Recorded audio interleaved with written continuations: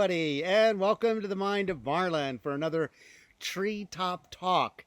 This video took longer to make than any of the other ones I've done because there was multiple steps involved in the process of making chocolate. Here at the Sweet Spot, we grow cacao, and I learned how to make chocolate, and I'm going to share that with you in a second. As you can see, over that time, I was able to get a little bit of hair coming in on my face, and my hair is even crazier long now and requires barbed wire and bungee cord to keep it back here. So enjoy the video. It's tasty stuff.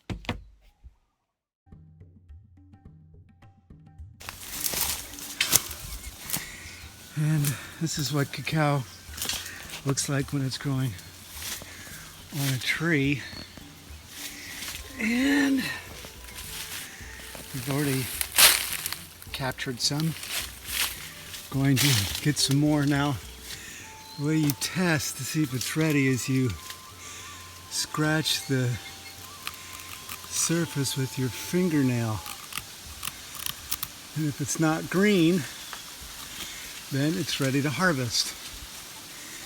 And this little stem right there that you cut. When you cut the stem, not to damage it because it'll end up making a fruit close to the same spot.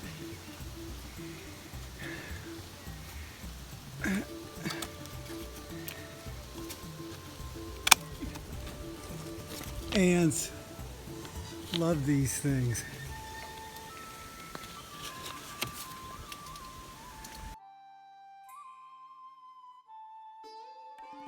Here is another variety of cacao, and it still uses the same scratch test. Well,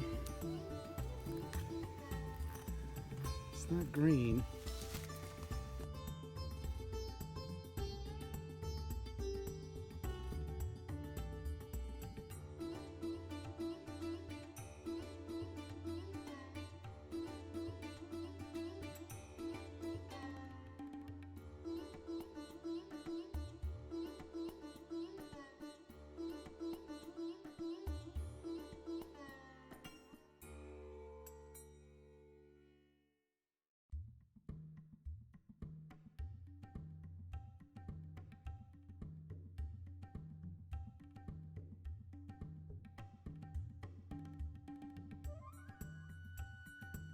The dehydrator has been handling the cacao beans overnight, and you have to keep stirring them as part of the fermentation process.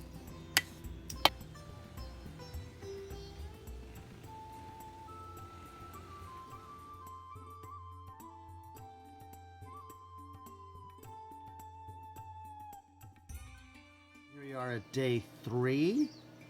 And as you can see, the beans have changed color. They're definitely smelling fermenty and just starting now to lean a little bit towards brownie, but they've got a way to go yet. Been a couple of days now and the fermenting process is happening and it's smelling like chocolate now. Yes! We're at about day 5 here, and you can see how much the color has changed on the cacao beans, and these started out as white. They've still got a little bit of pulpy stickiness on it, and we're going to put these back into the dehydrator or leave them in the sun today to continue the fermentation process.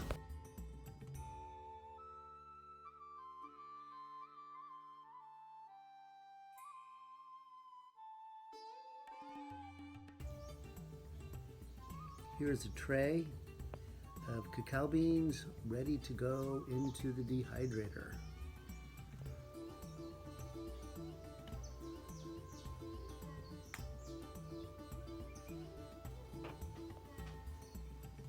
Here we have chocolate on the dehydrator trays. We've got 9 racks of these, and it's smelling intensely like chocolate right now. So these are going to dehydrate for a few days until They get kind of crackly on the outside. This little husk that's here on the outside of it peels off, becomes flaky, and they say it's the moisture content is about 6%. Of course, I do not have a device that measures that, but let's put these guys back in. Wanted you to have a good look at them. Here we have 3 cacao beans. This one has been husked. This one has not. And this one is in the process of being husked. So this is what it looks like after you peel the husk off. You have this black cacao bean here. Anyways, that's what a nib looks like. Nib. We're here making chocolate. This is cacao beans after they have been processed and husked. And here's a little close-up of it. And what we're going to do is sew that into a coffee mill. Let's get a little handful here. Toss it in like that. Okay, put the lid on. I think this would be a great carnival ride. The next step is to take cacao butter, as demonstrated here in this pot that's holding it, and putting it into a double boiler. And that's going to look something like this, because you want to heat this very slowly. And let that do its magic, and we'll be back in a few moments. Here we are. We've just melted some cocoa butter in a double boiler. Now it's liquefied, and the next step is we're going to stir in some of our cacao powder. Here we have a half a cup of cacao butter that's melted.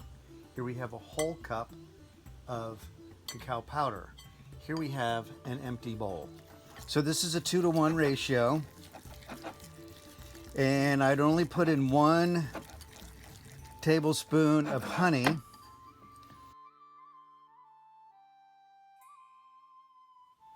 We're going to be making some turtles, chocolate turtles. These are macadamia nuts, and we're going to put some of this chocolate on the turtle.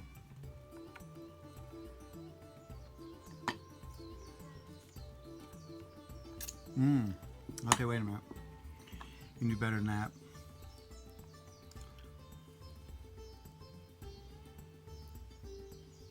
There we go. And we kind of mash it around a little bit.